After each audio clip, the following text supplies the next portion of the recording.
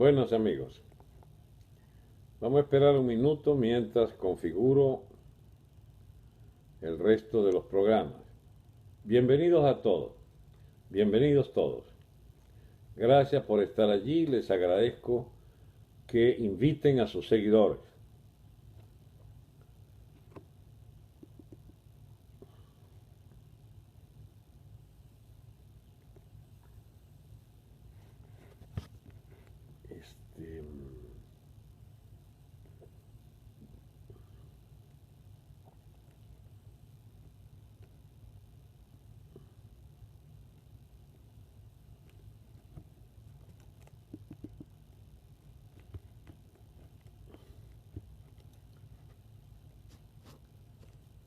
Buenas, Humberto, ¿cómo estamos?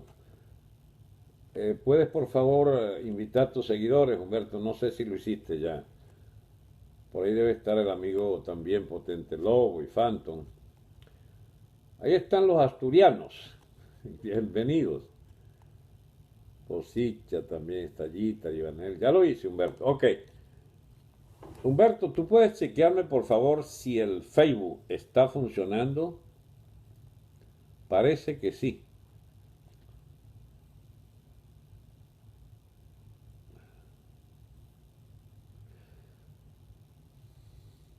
Bien amigos, tengo que empezar porque si no es muy difícil obtener una buena captación del público, de los oyentes. Si uno empieza a saludar gente, etcétera, la gente ve que no hay rápidamente una conversación y entonces se va. O no se queda para escuchar o gastó el tiempo del que disponía. Por lo tanto, vamos a empezar de inmediato y ya veremos cómo se inicia los otros programas. Voy a iniciar en este momento el que me faltaba, la transmisión de YouTube. Buenas tardes amigos de YouTube, estoy en el programa de hoy 19 de septiembre del año 2017. Bien, como ustedes podrán imaginar, hay varios temas muy importantes que vamos a tratar de abordar en el día de hoy.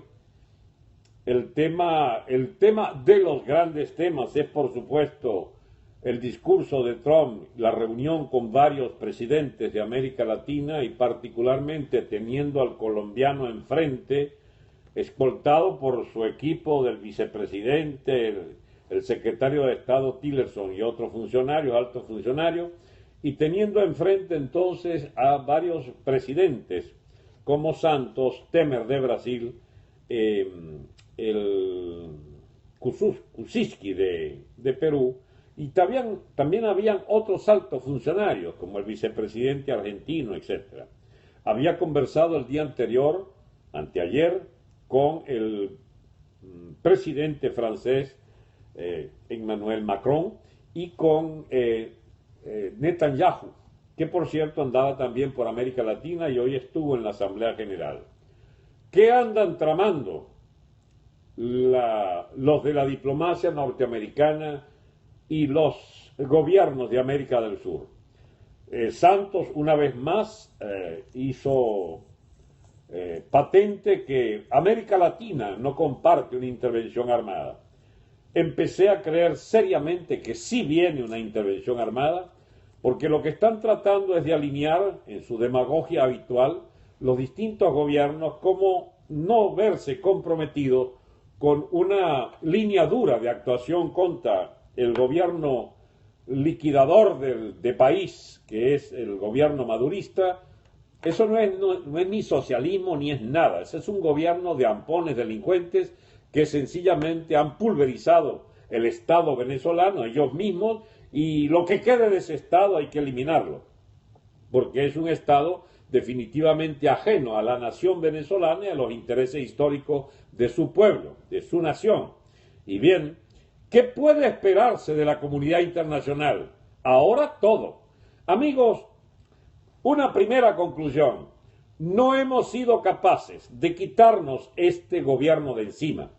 Hay fuerzas tenebrosas, Hay fuerzas gigantescas en la edificación de esta maquinaria totalitaria de 17 años, que ahora se hizo completamente totalitaria, faltarían detalles solamente, que tiene las complicidades de nuestra propia clase política, nuestra es un eufemismo, de la clase política de la MUD, para habernos llevado a este estercolero, a esta piltrafa de régimen, de Estado, que no puede sino ser destruido para volver a ver una república naciente o renaciente.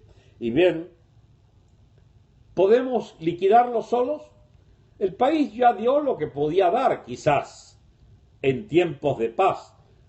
Una y otra vez se fue a la calle, una y otra vez se pagó una cuota diaria de 1 o 2 muertos, una y otra vez se nos pidió ser pacíficos, democráticos, electorales, pacifistas, y todo ese rezado que echa siempre la MUD.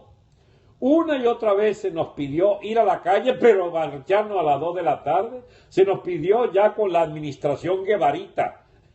Se nos pidió paros de 3 horas, plantón de 5 horas, amanecer candente pero apagado a media mañana, qué sé yo. Inventaron de todo. ¿Para qué? ¿Para qué toda esa parafernalia? ¿Para ir a negociar a Dominicana? ¿Para eso fue todo? No, para que tenían que reconocer la Asamblea. No la reconocían más que antes. Precisamente llevando a la polarización el país, cometieron el crimen, la MUD me refiero, a no ir hasta el final en la confrontación, y entonces sencillamente lo que hicieron fue lograr que el madurismo, diosdadismo, el castrismo se agitara un poco más y viese que le querían quitar el poder por las buenas, y ellos por las buenas no van a entregar el poder. Que había que agitar más. Entonces, si se agitan, nosotros pagamos con la misma moneda. Se agitó un poco la MUD, los mismos diputados echaban piedra y jugaban al disturbio callejero, y el gobierno apeló desde el mes de abril a la piltrafa de constituyente, a la prostituyente, que ha significado que el país, la poca vida institucional legal que podía tener, el último rasgo de alguna pequeña legitimidad que le quedara a alguna de las instituciones del Estado a través de la Asamblea Nacional, fue sencillamente eliminada y desconocida por este combo de malvivientes reunidos en asamblea y que constituyente para terminar de sepultar lo que quedaba de los resquicios de una democracia retaseada, que era lo que se heredaba de la Cuarta República, del Estado de partidos, y que sobrevivió estos años mientras los de la Cuarta servían de cómplices abiertos al calendario electoral, a la trampa electoral, a la hegemonía absoluta del presidencialismo del Partido Único Chavista, que el PSV, pues que se abrogaba todas las funciones de Estado. Y cuando entonces se les ocurre a la MUD escarbarle un poco en las bases de ese poderío que tienen en el Estado, sencillamente dijeron, así no se vale. Tienen que capitular completamente. Henry hizo lo posible en la Asamblea Nacional, nos propuso aquello de agacharse para no quebrarse, y se agacharon. Y tienen 2 años, casi no, 2 años no, 1 año y 8 meses agachados. Ya no hayan cómo clavarse más de cabeza en el piso, y han hecho entonces un agujero para enterrar más la cabeza, porque de la MUD no puede esperarse otra cosa que capitulaciones.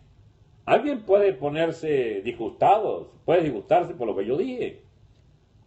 ¿Y qué es lo que he dicho que exagere algo? La MUD es o no es una organización de capituladores, de clientelas partidistas que ahora reciben a domicilio la mesada del mes, 200 millones de bolívares por cabeza para repartir en 800 o 1000 militantes allí, cada uno, porque la platita que recibió la Tintori no es solo para la Tintori, era para su partido. Y si está recibiendo voluntad popular, entonces todos los demás que están en el condumio de la administración de ese frente de capituladores, también recibe lo suyo. Y por supuesto la hipocresía se vale. insultar un poco a Maduro como gajes del oficio, y Maduro los insulta a ellos, pero la plata no les falla.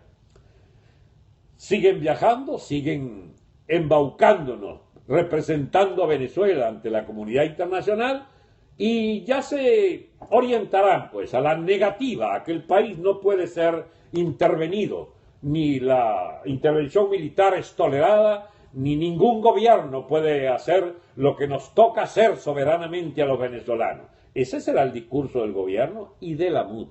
Ahora bien, ¿qué puede esperarse? ¿La comunidad internacional va a intervenir en Venezuela? Sí va a intervenir. ¿Intervendrá solo con medidas políticas, financieras, que obliguen al madurismo a capitular? No sé. La verdad que no sé. Parece que ya no es suficiente las medidas de arrinconamiento financiero.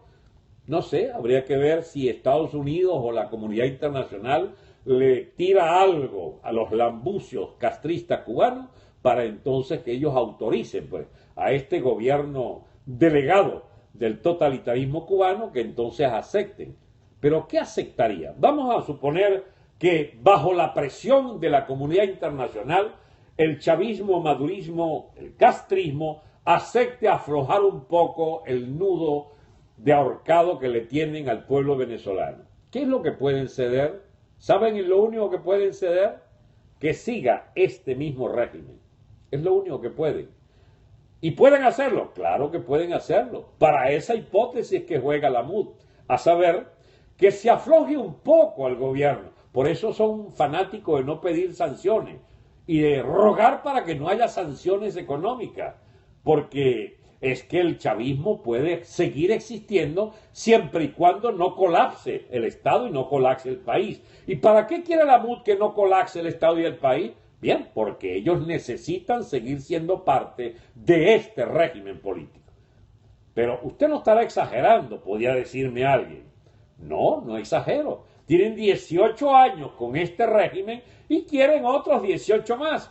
¿Pudieran tolerar acaso que Maduro ya no aspire a la reelección y Diosdado, que sería el candidato, según dicen, aceptaría que le gane la oposición ampliamente mayoritaria?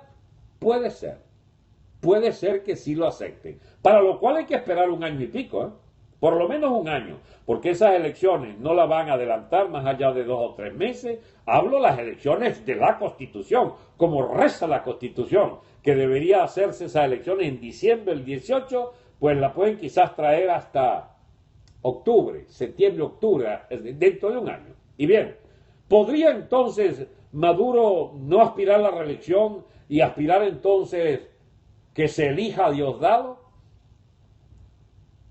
¿Y la oposición va a aceptar entonces la trampa a favor de Diosdado? Pero más bien la pregunta sería, ¿el chavismo aceptaría ser desalojado parcialmente del poder por una coalición de la MUD encabezada, por ejemplo, por el candidato mejor colocado de unas primarias eventuales, que sería Henry Ramos Ayub? Ese es el candidato de la MUD. ¿Va a haber solo un candidato de toda la oposición? Porque si hacen elecciones internas como las que hicieron la semana pasada, Acción Democrática gana y su candidato será Henry Ramos Ayub. Entonces veremos una campaña Ramos Ayub o Diosdado. Usted no percibe que eso está como demasiado lejos y que el país antes puede estallar por los 4 costados, que puede haber periodos realmente críticos de hambruna, de epidemias de toda clase, de migración masiva, de sacudones militares, de hampa desbordada, matando a todo el mundo por una bolsa de comida. Es decir, ¿qué es lo que espera Venezuela si empiezan las sanciones que constriñen aún más el margen de maniobra del gobierno?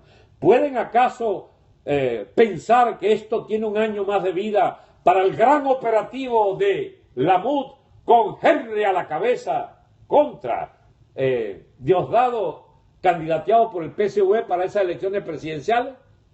Ese es el cálculo de la MUD y de Henry Ramos, que dirige eso. Bueno, supongamos que lleguen a eso. Borremos por un instante la existencia de las presiones de la comunidad internacional. Supongamos que todos patriotamente y que defienden la soberanía nacional con la alcahuetería de la MUD, y entonces aguantan y van llegando entonces a lo que ya se negociaría. Ok, 2-3 meses anticipados. Se presenta Diosdado. ¿Aceptará perder Diosdado? Supongan que acepte perder. ¿Qué habría ganado la MUD? Lo que ganó la Chamorro en Nicaragua. Eso mismo. Es decir, una existencia de una presidencia rehén a la cual la constituyente, esta prostituyente, le había fijado desde ahora una camisa de fuerza impresionante, la pandilla de narcotraficantes de las Fuerzas Armadas, incluso con un mandato extendido del cipayo, del vagabundo padrino, del lamebotas padrino, a la dirección castrista cubana, seguiría allí, garantizándole al PSV que no se mueve un pelo de toda la casta de ampones militares. No se le mueve un pelo. Eso fue lo que hizo la Chamorra. Es más, dejaron elegir incluso después de la Chamorra otro gobierno, el del tal Alemán. Y Alemán se transó por $20 millones para devolverle todo a el Frente Sandinista. Lo que le faltaba por lo que había perdido de control, lo vuelve a recuperar con el gobierno alemán, que todavía es una alta garantía para esa burocracia nefasta que enterró ese país desde que tumbaron a Somoza hasta hoy. Bueno, ¿puede entonces acaso existir un gobierno de Henry Ramos coexistiendo con el Estado chavista? Porque quiero decirle, mis amigos, que este Estado dejó de ser el de la dictadura de los partidos de Estado de la Cuarta para convertirse en dictadura totalitaria cubana bajo la égida del PSV. Los términos a veces confunden la gente. Veamos, ¿qué había de 1958 a 1998? Un estado de partidos. Las coaliciones cambiaban, pero el pacto llamado Pacto de Punto Fijo gobernó en base a los consensos de esa clase política que mal le fuera a uno o a otro, el otro respondía por la alternabilidad. Era entonces un régimen democrático alternativo. Lo democrático es un adorno que se les pone a todo. Era un gobierno con una elemental, garantía de derechos a los partidos opositores a que eventualmente podían llegar también al poder. Si se ponía muy peligroso, se les hacía fraude, como se le hizo al negro Prieto Figueroa el año 68, como seguramente basurearon al MAS en muchas elecciones, como le hicieron a los de la Cruzada Cívica Nacionalista el año 63 y 68, al Partido Perejimenista, como se le hizo sencillamente hasta el propio Salas Romer, dicen, en 1998, cuando no era garantía para todos los segmentos que ya se habían anotado con Chávez, en particular el grupo Cisneros, el grupo Capriles, etcétera, y que entonces daría sencillamente la sensación de que Chávez era imparable a la presidencia, y la nueva coalición de grupos económicos dictaminó que sí debía ser presidente el felón, el golpista Chávez, llevado ungido como presidente de la República a partir de 1999, febrero del 99. Ajá, ¿y qué más? ¿Cambió el régimen? Inicialmente no cambió. Siguió incluso con el mismo equipo económico que había dejado Caldera. Habían garantías, había democracia, comillas, representatividad parlamentaria. Los partidos de la oposición eran mayoría, pero esos partidos de oposición en mayoría en la Asamblea Nacional le dieron no solo la constituyente a Chávez, que la ganó 127-4, a 3 realmente, porque uno era muy gallina y no votó a favor de la Constitución, y 3 solamente votamos en contra de esa Constitución, y bien, y la otra condición era que sería barrido ese Congreso súper legítimo, electo en noviembre del 98, ya en julio estaba liquidado, nuevas elecciones, revalidación de poderes, dice Chávez, y se hace con el control de 2/3 del Estado venezolano. ¿Qué quedaba todavía? Bien, como quiera que el año 2002 la Corte Suprema no le fue todo lo fiel que quería, los trató de bosta y los echó a todos. Como la cúpula militar no solo no le fue fiel, sino que lo tumbó en abril del 2002, perdón, la famosa crisis de abril, bueno, tuvo la paciencia Chávez para en diciembre terminar, facilitado por el famoso movimiento suicida de Altamira y el no menos suicida paro cívico nacional indefinido por parte de la oposición, arregló cuenta definitivamente e inauguramos 2003 con un reflujo poderosísimo, después incluso de haber logrado echar a Chávez y repuesto por la cúpula militar al mando de Baduel, ese proceso de todo ese 2002, que fueron las más grandes huelgas y movilizaciones populares, no fue suficiente para impedir que Chávez volviera al poder,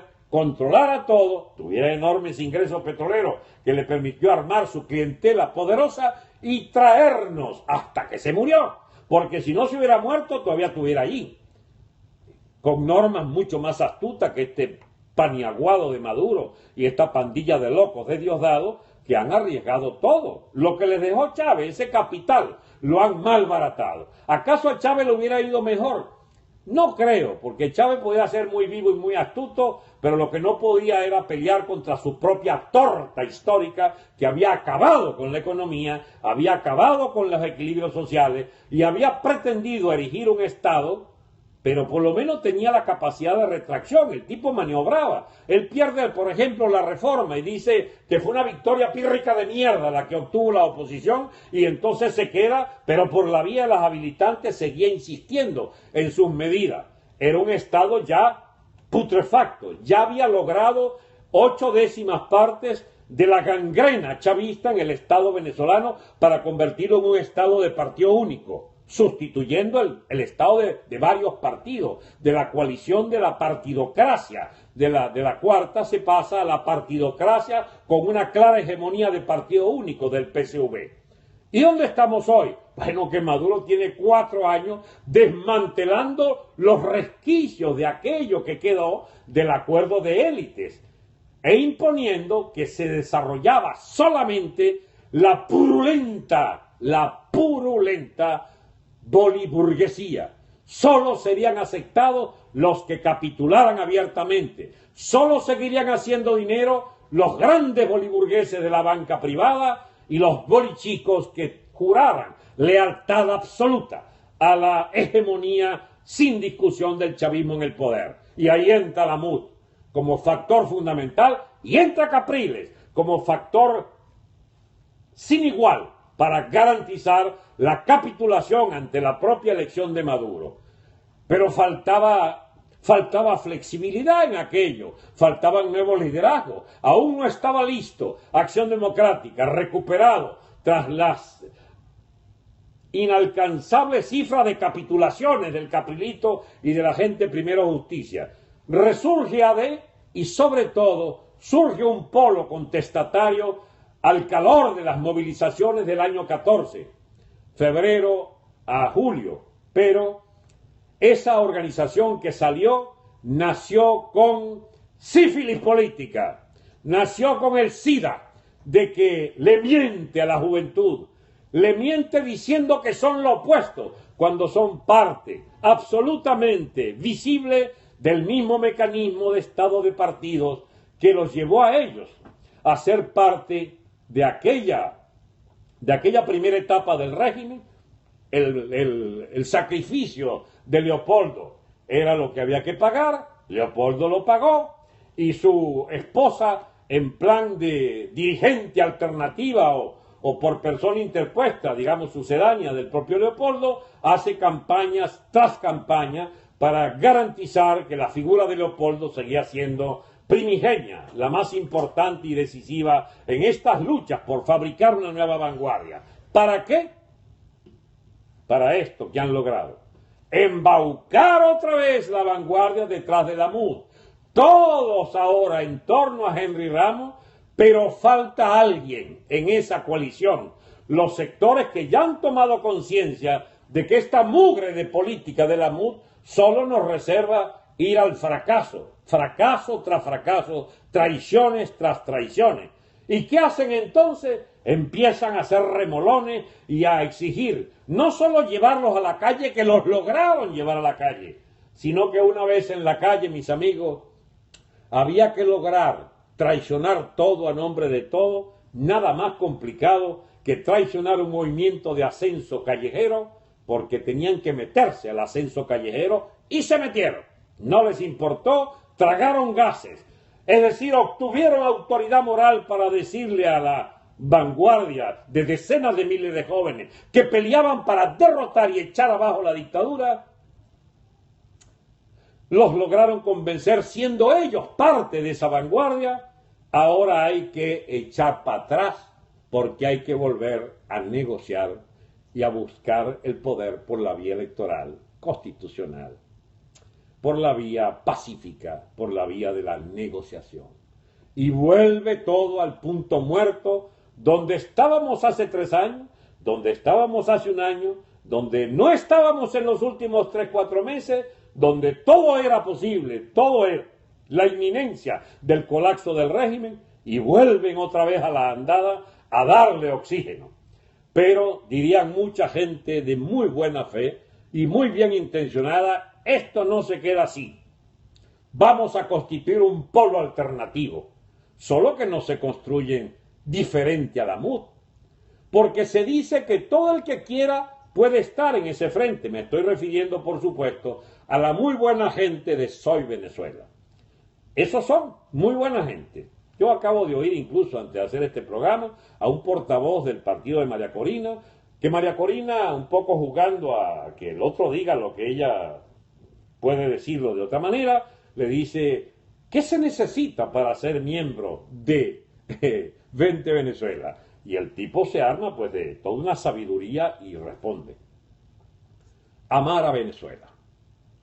Caramba. Esa es la condición entonces. Para ser parte de Soy Venezuela hay que amar a Venezuela. Mire, si esa pregunta se la hacen a muchos chavistas profundamente equivocados y lambucios que viven del clientelismo más abyecto, dirán que ellos también aman a Venezuela, siempre y cuando haya algo para eso, pues. Siempre y cuando haya para eso, ellos también aman a Venezuela. Esta especie de verbo, bendito sea, este bendito verbo, digamos, acomodaticio, un verbo bueno para todo, bueno para nada, que se ha enseñoreado de esta oposición de clase media nuestra, de clase meliflua en sus formulaciones, de obsesionada vocación por el pacifismo. Extraordinario. Me parece extraordinario que no quieran ser un país de guerreros y que aborrezcan la guerra. No hay nada peor que la guerra, las guerrillas, la violencia, el terrorismo, que todo sea pacífico, extraordinario. El único problema es que los enemigos sí son violentos, no son pacíficos y quieren quedarse por las malas en el poder. Y han hecho todo lo posible. Por ejemplo, quien les habla no está exento de errores. Yo creí, por ejemplo, durante un periodo más o menos importante, que habría la posibilidad, primero, de un golpe de Estado militar. No lo hubo. ¿Por qué? Porque para hacer un golpe tienes que articular muchas grandes guarniciones, una capa de oficiales, y si bien es cierto la degeneración del ejército y de todas las Fuerzas Armadas hacía ya como impensable esa hipótesis, había, sin embargo, la tesis, que yo la compré, de que en algún momento iba a entrar en colisión los intereses de esa casta militar y la estructura del poder de Estado chavista. Y entonces optaron por sencillamente capitular. Esa cúpula militar capituló. No hubo nunca el tal golpe como aquel que intentaron en abril del 2002.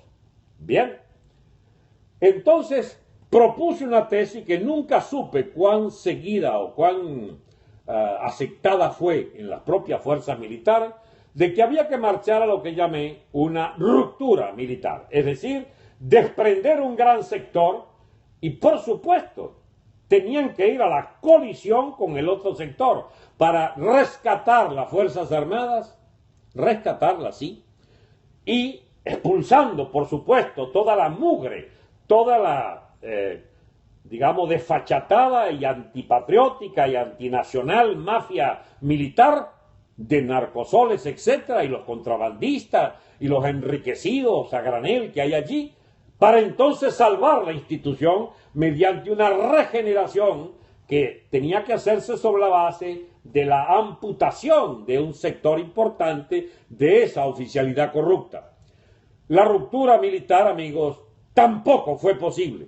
Para mí, la prueba de fuego de esa inviabilidad de la ruptura militar fue la operación putschista, es decir, el putsch militar de el copamiento, como se llama también, el pronunciamiento de la guarnición de Valencia, la guarnición blindada, para la que se me pidió un audio 8 días antes, y ahora sí lo puedo decir, se me pidió 8 días antes que grabara un audio para ese pronunciamiento militar. Y entonces lo hice, estaba yo en Madrid en esos días. Se lo mando a la persona que me lo pidió y me dice, le falta punch todavía, hay que decir algo más a los soldados que van a arriesgarse. Y no lo rehago, le agrego 3 minutos más. ¿Y qué decía en ese llamamiento? Le pedimos, ya en la primera parte ya lo había dicho, le pedimos a todas las guarniciones que se sumen, etcétera, hay que echar a este gobierno, hay que expulsar este malandraje del poder, etcétera, etcétera. Y lo que le agrego es, por soldado bolivariano, ha llegado la hora, un poco más de emoción la cosa. Se me dijo que eso implicaría. La persona que me pidió eso desapareció del mapa. Yo de todas maneras veo el alzamiento ese día y lanzo el audio, que ya lo tenían ellos, se supone que lo iban a difundir. Pero algo raro me pareció que los que se pronuncian, el capitán Caguaripano y compañía, se pronuncian no por una salida militar abierta y directa con la solidaridad de las otras guarniciones, sino que arrancan diciendo esto no es un golpe, hemos cumplido, o al final, o en la mitad de la operación dicen esto hemos logrado el objetivo, era una recuperación de armas. Se me dice luego que lo que se pretendió siempre fue una operación de recuperación de armas y demostrar las costuras que se iban de un régimen que ya no controlaba. Y había razones serias para creer que era la hipótesis. Bueno, mis amigos, les tengo la pésima noticia de que eso no solo no ocurrió, como ustedes lo saben, sino que lo que se demostró fue lo contrario. Que la putrefacción de la capa de oficiales de las Fuerzas Armadas venezolanas es tal que la naturaleza misma de la organización militar, ahora sí puedo decirlo, me temo, ya es totalmente irrecuperable. Es decir, es muy difícil que como institución de esos miles y miles de oficiales, sobre todo sus altas capas de oficiales, 2.000 generales que hay ahí todavía, no sé, otros tantos coroneles y tenientes coroneles, eso ya no puede ser recuperado para una regeneración de esa institucionalidad militar venezolana. A vaina, se complica el panorama entonces. Porque todos esos llamados a que los propios militares ayuden a su país a salir del hoyo en que ellos ayudaron a meter este Estado venezolano, como que no tiene sentido pedirles que participen en ningún rescate. Sí queda pendiente, sin embargo, que eso es muy difícil, que esa institución militar permanezca leal y fiel al comandante muerto, y leal a Maduro, y leal a Diosdado. No. Ahí van a seguir existiendo líos de todas clases. Hay persecuciones importantes en las Fuerzas Armadas. Muy importante. Hay tortura masiva en muchos oficiales, sapeo, esbirros que unos contra otros no hayan que hacer los cubanos para tener un control. Pero el problema es que esa no es una élite militar que tenga el prestigio ni de una revolución, ni de que, por ejemplo, como la cubana, haya ido pagado por la Unión Soviética a hacer las guerras anticoloniales africanas. No, mis amigos, eso no es un ejército de estricta disciplina. Es el ejército de Padrino, el que Padrino nos convoca para desafiarle Allá, dice Padrino, desde el 10º piso del Ministerio de la Defensa, los espero allá, y señala a los próceres, es decir, donde desfilan, disfrazados todos, de supuestos ejército de libertadores, cuando es un ejército de mamarrachos al servicio de la dictadura cubana. Ese ejército, mis amigos, para rescatar su dignidad, mínimo tiene que pegarle un balazo en la sien a Padrino para empezar, y otro a Maduro, porque no hay salvación para ese Estado venezolano ni para sus Fuerzas Armadas si no comienzan por una verdadera rebelión militar, que si ocurre, la aplaudiremos, por supuesto, y bueno, y diremos que estamos equivocados de banda a banda, porque sí habían las reservas suficientes. Pero miren, mis amigos, nosotros elaboramos política y las nuevas ideas solo vienen de los hechos. A mí tuvo que mostrárseme, para todos los que no creían que pudiera haber una resistencia en las Fuerzas Armadas a este régimen, tuvo que venir el hecho de que una vez sometida a prueba por la Brigada Blindada de Valencia, que no podía haber una rebelión militar general, entonces a partir de ese hecho uno sacó la conclusión de que era inviable ya tal ruptura militar. ¿Y qué queda ahora? ¿Se perdió todo eso? No, hay muchos segmentos militares sobre los que podríamos reedificar esas Fuerzas Armadas. Las bases honradas, quizá un segmento importante de la oficialidad joven que no se ha podrido todavía, o que no la han maltratado, ¿cómo se llama? Y no le han metido el miedo, no lo han convertido en el patio de gallina en que convirtieron en estos años a Fuerzas Armadas, quizás haya chance de regenerarla. Pero les tengo una noticia, eso no pueden hacerlo ellos solos. Lo pueden hacer a dos condiciones. Si el pueblo venezolano se alza insurreccionalmente a partir de cualquier día de esto en que amanezcan con la bragueta para atrás y resuelvan acabar con ese régimen, marchar sobre Miraflores y pegarle candela a esa vaina. Entonces estamos ante una nueva etapa de la lucha en Venezuela. Se hizo insurreccional, el pueblo habría renunciado a todas estas prácticas gallinas y sobre todo a la ideología gallina de todos sus dirigentes y habría escogido la vía del combate directo por la democracia directa, quizás en una etapa bastante robesperiana, no sé, o bastante de espíritu colectivo subversivo general, muy difícil para sostenerse como régimen de gobierno, porque difícilmente usted puede mantener la democracia directa, insurreccional y miliciana, puede mantenerla más allá de algunos meses. Tendría que institucionalizarse y tendría esa democracia que hacerse constituyente de un nuevo eje sobre el cual el Estado venezolano pueda construir las libertades de todos, la libertad colectiva, y para eso tiene que hacerse una democracia representativa de los ciudadanos, que como nación se organizan y delegan en un Estado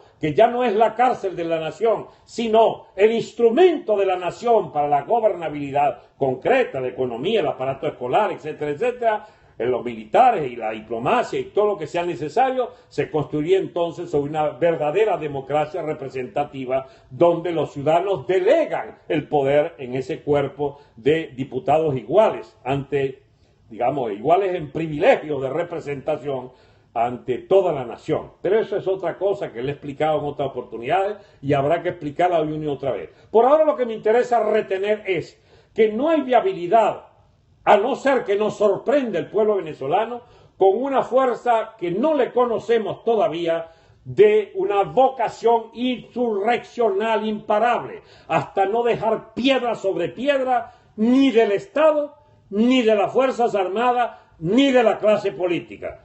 Estoy pidiendo mucho, mis amigos. Nosotros no tenemos esas tradiciones. Para hacer eso, quizás fuese necesario que, por ejemplo, como en Francia, hubo una revolución francesa que terminó en una dictadura totalitaria de la fracción jacobina de extrema izquierda. Pudo haber un 1848, que fue una gran revolución obrera frustrada. Pudo haber una comuna de París que resistió 3 meses y fue masacrada y terminó en decenas de miles de deportados. No tenemos esa tradición, La tratan de recuperar en mayo 68 con 10 millones de trabajadores y toda la masa estudiantil entrándose a carajazo contra la policía. No lograron derrocar a De Gaulle, pero diferido sí al año tuvo De Gaulle que irse del poder como un producto manifiesto de aquella sublevación general de Francia en 1968, de la cual somos hijos todos los que pensamos en términos de las grandes ideas libertarias del mayo 68. No tenemos la tradición rusa de la revolución de 1905, la primera gran huelga política de la historia, menos aún de la revolución de febrero antimonárquica que echó abajo el régimen monárquico, ni tampoco la revolución de octubre de ese mismo año 17 que instauró el Estado revolucionario de dictadura del proletariado, que durante 70 años esclaviza al pueblo soviético y termina otra vez Rusia con esas movilizaciones gigantescas que destrozaron finalmente el comunismo soviético, y dan advenimiento a la destrucción de la Unión Soviética y a las revoluciones políticas en todos los países de la órbita soviética, donde habían pueblos de la enorme tradición de Polonia, con una revolución el 56, con otra el 68, con un gran movimiento el 68 y con 10 años de formación del movimiento obrero detrás de los líderes de Solidaridad para finalmente echar la dictadura de Jaruzelski en Polonia. Tampoco tenemos la rebelión checoslovaca en nuestros haberes del mayo 68, que termina aplastada por los tanques rusos y que se renueva con la revolución llamada de Terciopelo. Tampoco la revolución húngara, que en términos de gran huelga general armada del pueblo y el pase masivo de la policía con Sándor Kopácsi y el jefe del ejército Palma Letter con los soldados húngaros respaldando el gran soviet de Budapest, no logró, sin embargo, impedir la invasión soviética y el aplastamiento soviético. Hasta hoy, Hungría, Budapest, su capital, no hizo otra gesta más allá de participar en la oleada de sustitución de gobierno de la burocracia soviética que, estallando, dejó al garete todas esas repúblicas y recuperaron entonces libertades democráticas fundamentales. Nosotros no tenemos, puedo hablarle de muchos países, porque nuestras tradiciones, mis amigos, no pintan precisamente como las de una nación llena de héroes. No, es más bien de gallina lo que tenemos como clase dirigente. Tuvimos Pérez Jiménez, no nos gustaba mucho, lo tumbaron los militares y salimos a celebrar que habían tumbado Pérez Jiménez. Bien, celebramos durante años. La juventud que quería otra cosa se alió fue con el Fidel Castro e hizo guerrillas y toda vaina, insurrección de Puerto Cabello, fue una rebelión militar limitada, Carupanazo, Barcelonazo, etcétera, y un largo letargo de toda esa izquierda irredenta que terminó enchufada en las universidades comiendo de las migajas que caían del estado de partidos como burocracia universitaria, a la que también había que alimentar para que entraran en la rosca del estado de partidos. Y viene entonces Chávez, arma un golpe en 4 de febrero, no lo siguió nadie, la oficialidad militar, el país le dio la espalda, fue derrotado, igual el golpe de noviembre. ¿Y qué viene? Una victoria electoral, ahí sí somos machetes, las grandes victorias electorales, trampeada, fraudulenta o como sea, Hugo Chávez encabeza el país. El 2002, 3 años más tarde, estamos echándolo por una gigantesca movilización, pero Venezuela al fin, unos vivos querían agarrarse el poder, montan el gobierno de Venezuela Compañía Anónima y la junta, el gobierno no le gusta a los militares porque no los meten y entonces se salen, dejan en el aire al doctor Carmona y se derrumba aquella vaina. Sigue, sin embargo, las movilizaciones de calle, las movilizaciones pacíficas, todo el segundo semestre del año 2002. ¿Y a dónde vamos? A una huelga militar, pero en la Plaza Altamira. No, ni un solo tiro. Era una plaza en estado de conmoción revolucionaria militar. 200 oficiales sacrificando su carrera, exponiéndole el pescuezo a Chávez para que le metiera el hachazo que le da Chávez a aquella vanguardia militar, buena para echar discursos, muy mala para insurgir militarmente contra la hegemonía ya oprobiosa del castrismo en Venezuela. Pues bien, llegamos entonces a los años en que Chávez todo lo toma, todo lo controla y lo hace heredar en esta pandilla de maleantes del castrismo guevarí, el castrismo diosdadismo, madurismo. Y aquí estamos, mis amigos. La vanguardia surge en 2014 y te las cambian por unas elecciones en San Cristóbal. Eso es historia patria, ¿sabes? La movilización estudiantil y te compran a todos los líderes. De ahí vienen todos esos lidercitos diputados, vienen de la primera gran compra de la MUD. Pagó como comprar lechones cada uno de esos dirigentes. Y los hizo, por supuesto, prospectos de concejales, de alcaldes, de diputados. Y ahora están todos allí. Todos están allí. Convertidos en parte vitalicia, en parte vital, perdón, de esa vanguardia de la MUD, traicionando las luchas del 2014. Y un egregio representante de esas luchas, que se sacrifica por ellos, según, pero se le entrega al régimen, pasa 3 años con medias verdades, medias tintas, medias palabras, para ser aceptado como parte integrante y primigenia de la propia MUD, para desplazar al Caprilito porque le toques a él dirigir la vaina. Activa el, ¿cómo se llama? El mercachifle el padrino de bautizo, el señor Cisnero, que activa todo su lobby mundial para ser entonces el líder indiscutible al que por fin llevan a la casa a pactar con Zapatero cómo carajo vendernos el alma. Mientras la señora recibe, como todas las otras, digamos, clientelas partidistas, la mesada del gobierno vía la boliburguesía o vía directa. A mí no me interesa el origen, digamos, último. El origen último es el gobierno. La mediación de Víctor Vargas, del BOD o de cualquier otro, o de los bolichicos, grandes financistas de Voluntad Popular, de Caprilito, etcétera, o de la propia Acción Democrática, vaya usted a saber, esa coyunda de intereses económicos que aspiran a gobernar mañana Venezuela con un gobierno de la MUD, bueno, están prestos todos a facilitar el marketing electoral de sus polluelos del 2014, del 2016-17 y que ahora nos han dejado en esta situación de miseria política completa. Pero no se preocupen, dicen muchos, ha aparecido Soy Venezuela, que ama a Venezuela. Son los líderes que aman nuestro país.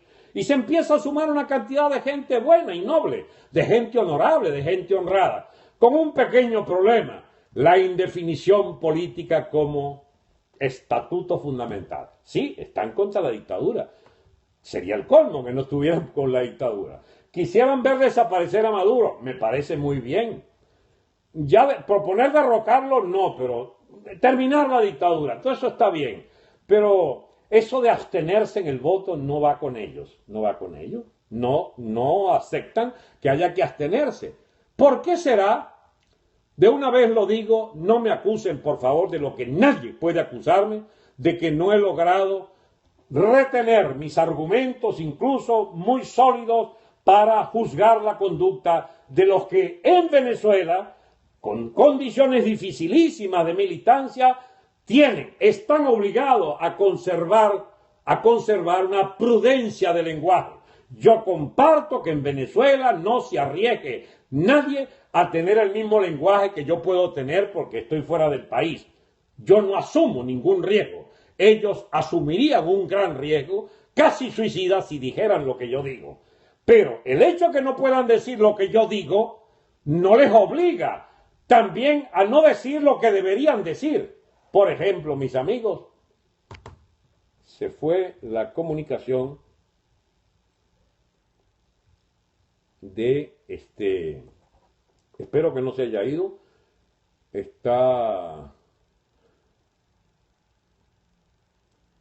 ¿cómo se llama? La comunicación de YouTube. Ojalá siga allí la comunicación de YouTube. Bien, de todas maneras cuento con el gran Phantom para que me acomode el asunto después. Entonces, mis amigos, Soy Venezuela no quiere pelear por la abstención. ¿Por qué será? No, porque eso se respeta a vaina. El pilar fundamental de este régimen, el pilar fundamental es el sistema electoral fraudulento. El eje de toda la recomposición por vía de negociación la negociación nefasta donde ya nos están vendiendo el alma, pasa, mis amigos, por las elecciones a gobernadores y las futuras elecciones para presidente el año que viene, para septiembre, octubre o agosto del año que viene, ¿ok? O diciembre, que es lo que, como dijera Henry Ramos, lo que toca en la Constitución. Pues bien, mis amigos, con Henry Ramos candidato se los participo.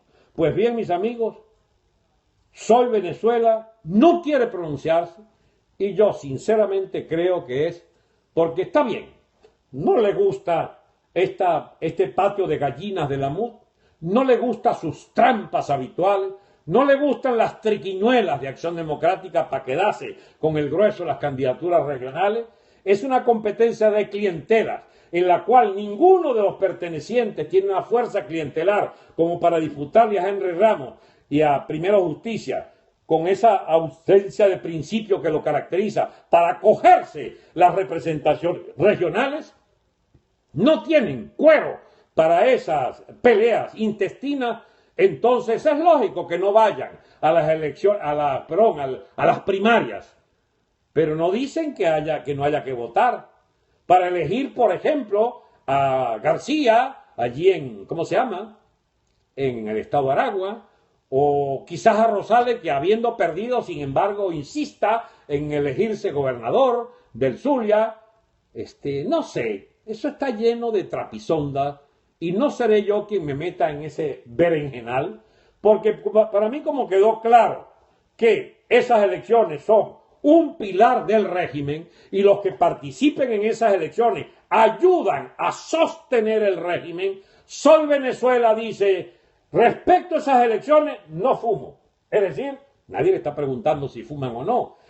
Sí o no, ustedes son parte de la abstención necesaria para denunciar esa estafa electorera, sí o no. No se vale huir el debate. Bueno, nosotros no nos metemos, preferimos no decir nada. Ah, bueno, perfecto, tienen todo el derecho a no decir nada. Pero yo quisiera una organización que dijera algo más que amar a Venezuela.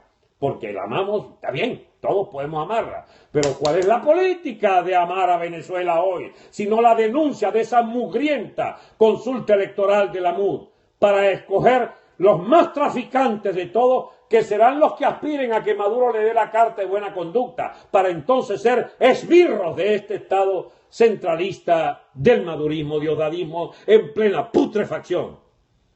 Pero ¿es acaso eso lo que nos distinguirá definitivamente de los que no quieren opinar sobre la cuestión electoral? No, es que yo sostengo que lo que está detrás de esta operación de Soy Venezuela, que es impecable en sus propósitos, como quiera que le falta la política, le faltan los propósitos últimos, me temo que todo eso terminará en la competencia interna en la oposición para ver qué candidato o candidata deberá representarnos contra Diosdado. Y de una vez les digo, mis amigos, si eso es lo que quieren, están derrotados de una vez. Porque esas elecciones las tienen en el bolsillo el factor determinante de la MUD, que es Acción Democrática y el señor Henry Ramos Ayú.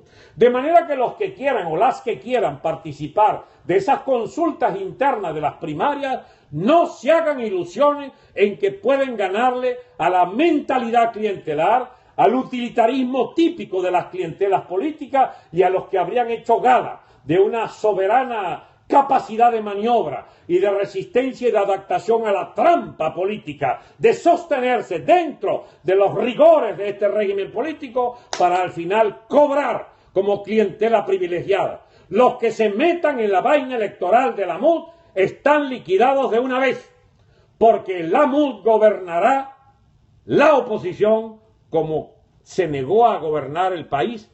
Por lo menos le zumbarán unas migajas, unas alas de pollo. Pero fíjense ustedes que me deslicé para poder explicar, o no puedo explicar dos cosas a la vez. Explicaba entonces la perspectiva de que la negociación se dé, de que el país se enrumbe por la tolerancia del régimen chavista. Pero ¿cuál es la otra alternativa? La otra alternativa es la insurrección un día de estos. ¿Se puede hacer? Tengo serias dudas. Si la hay, por favor, tendrían que creerme que seré el primero en celebrarla. El estallido sería el primero en celebrarlo. Que le hagan una degollina a la clase esta de malandros del poder, lo celebraría. Pero, ¿es esto lo viable? ¿O lo viable es más bien la creencia o la tesis de que el país hizo todo lo que pudo, pero en sus tradiciones del pacifismo abyecto, de la educación de décadas, del clientelismo partidista, lo que hizo fue generar el escepticismo y el derrotismo, porque eso es la señal inequívoca de lo que caracteriza esta oposición, el derrotismo, o sea, de una vez se sienten derrotados, de una vez participan en lo que saben, tienen absolutamente garantías de derrota. Pero si vivimos en dictadura, ¿cómo Ramos Ayub sería elegido de qué? Yo no creo que sea electo. Pudiera ser si los chavistas ven que ya no pueden seguir gobernando y escogerán su chamorro venezolano. Esta tesis no es nueva, yo la vengo sosteniendo hace, no sé, 4 o 5 años, de que en las alternativas del chavismo está poner a alguien que les cuide el coroto, mientras ellos, con los resortes fundamentales del Estado en su control, pueden aguantar un paréntesis de corruptelas, por supuesto, de esa mugre que es esa clase política ligada a las élites guisadoras de Venezuela, y entonces volver después en plan de que al pueblo se le abandonó y ellos vuelven para recuperar el poder pleno para su ideología nefasta, como hizo Ortega en Nicaragua. Bien, amigo, queda solo entonces la hipótesis, y si todo esto ya colmó la paciencia de la comunidad internacional y lo que viene en Venezuela es una ruptura por la vía de una intervención militar extranjera, eso es más que probable. En ese caso, habiendo nosotros llegado a la conclusión de que se terminó la vigencia histórica del Estado como lo conocimos hasta hoy, habiéndonos dado cuenta, percibiendo, habiendo llegado a la conclusión que los hechos determinan que este es un Estado totalmente gangrenado de dictadura totalitaria cubana, que se sirve de estos agentes ladrones para seguir en la dominación de nuestra república, la conclusión lógica es que ese Estado debe ser destruido. ¿Y cómo destruir ese Estado? Pues tienen que ayudarnos desde la comunidad internacional. ¿Cuál es la vía más probable para eso? Sencillamente, que la República Hermana de Colombia nos ayude en primera línea y las otras repúblicas amigas cercanas a nosotros nos ayuden a sencillamente agarrar la mata militar venezolana y hacerle una meneada en la frontera. No necesitan invadir, no necesitan usura de territorio, basta solamente plantarse en la frontera y amenazarles. La cagantina de esa élite militar de ampones será inenarrable, será épica.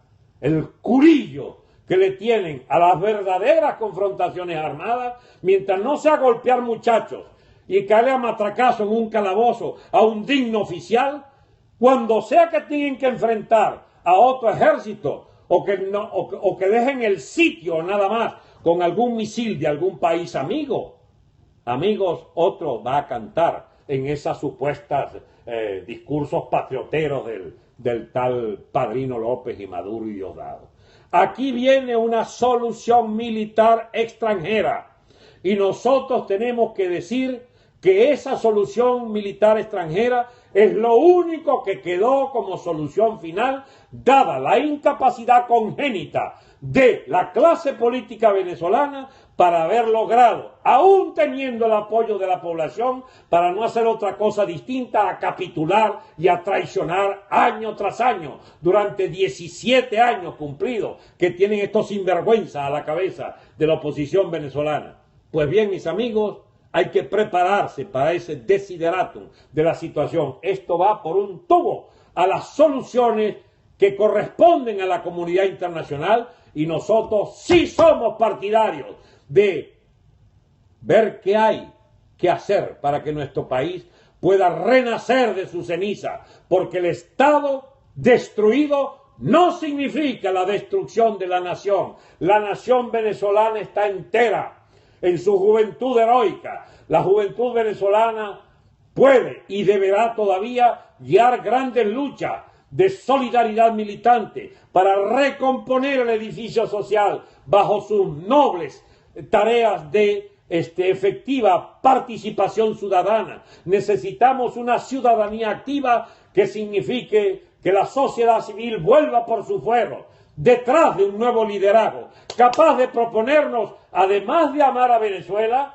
que sean capaces de emprender una lucha brutal, una lucha total, una lucha frontal y definitivamente, absolutamente intransigente contra el AMPA militar, contra el narcotráfico, contra los contrabandistas, contra los ladrones del tesoro público, contra toda esta casta de la partidocracia que ha asolado a Venezuela durante muchos años. Porque hay que sacar la cuenta desde la cuarta y estos 17 que fueron los peores, estos 17 años que son la mugre, la decadencia y la destrucción de nuestra república. Amigos, lo que viene es las páginas más interesantes de nuestra historia. Pareciera que hay solo sombras en nuestro destino inmediato. La hipótesis de una intervención extranjera, nadie puede estar alegrándose de que ocurra, pero no quedará otra. Nosotros no hemos sido capaces de quitarnos de encima esta peste de los capituladores de la MUD. No hemos sido capaces de imponerle una lucha frontal contra el poder para el desalojo de Maduro. La bendita guardia nazi esa que edificaron todos estos años apalea y apalea a nuestra gente.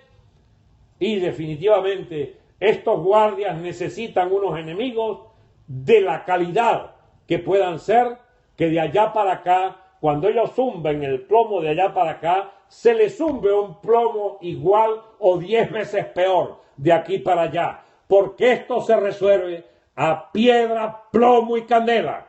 No hay otra alternativa. Si la hubiera, nadie más que yo sería partidario de cualquier solución pacífica. Es más, díganme cuál, pero solución pacífica. No entrega, no derrotismo, no capitulación, no las líneas gallinas a las cuales nos han acostumbrado. Estoy hablando de una salida digna para esta crisis. No hay salida digna sin la eliminación de esa costra de absolutos vagos y maleantes a la cabeza del Estado venezolano y sus cómplices. Y los peores de todos, los tales bolichicos, la tal boliburguesía, los que han amasado fortuna en millones, centenares de millones y miles de millones de dólares a costa del sufrimiento, el hambre y las penurias de 30 millones de habitantes de Venezuela que han sido hundidos en la desesperación para que se mantenga esta casta de maleantes a la cabeza del Estado venezolano, que felizmente llega a su fin. Ese Estado hay que destruirlo, la nación venezolana vivirá, será grande de nuevo sobre la base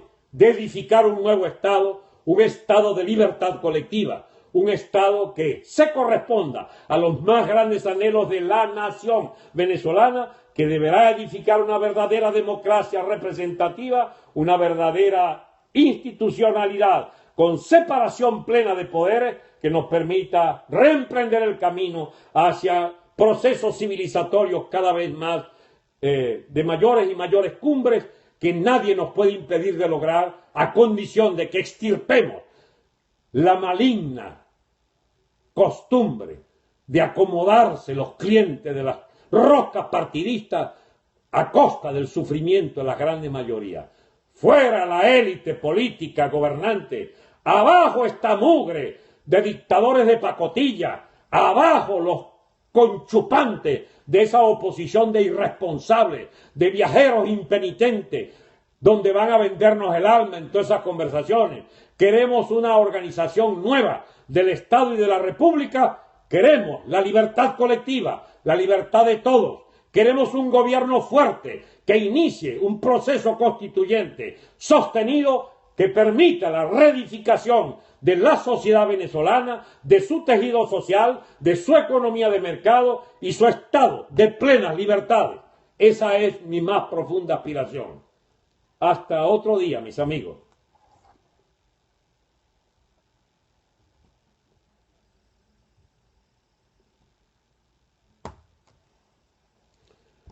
Hasta luego, amigos de Facebook.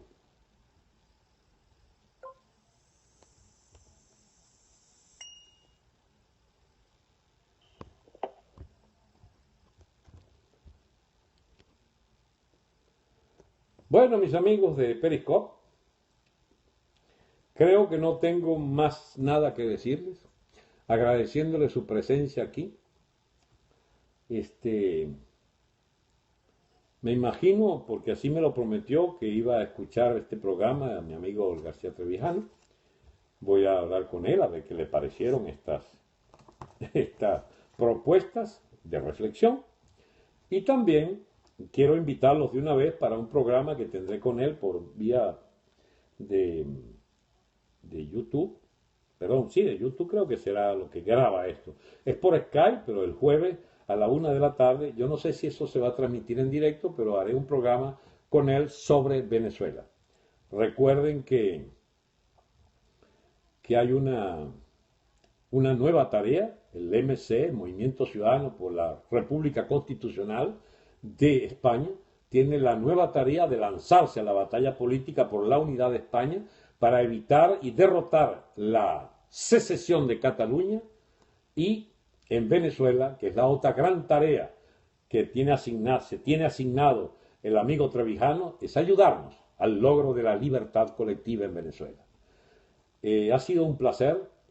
Hasta otro día. Gracias, sí. Chao.